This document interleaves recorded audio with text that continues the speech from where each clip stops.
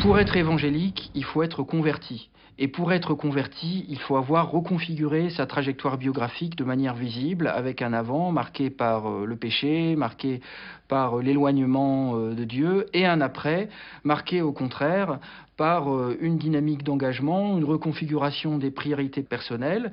Et cette conversion, elle s'atteste concrètement dans les églises évangéliques par une pratique hebdomadaire.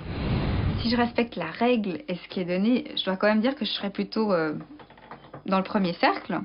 Alors je suis qu'un tout petit point parce qu'on est beaucoup et j'ai pas envie de me mettre au centre. Mais après, en même temps, moi je suis de cœur avec tous les autres cercles. Je me sens aussi proche de tous ceux qui sont à l'extérieur. Et quand je rencontre une belle âme hindoue, musulmane ou rien du tout, eh ben, j'ai envie de faire le pont. Donc je ferais quelque chose comme ça, qui bouge. Comme ça. Je trouve ça joli.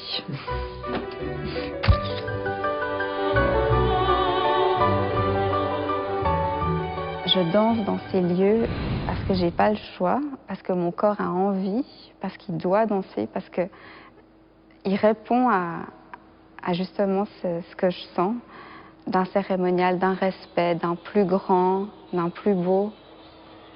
Plutôt que par les mots, ça passe par plus que les mots, les membres du corps.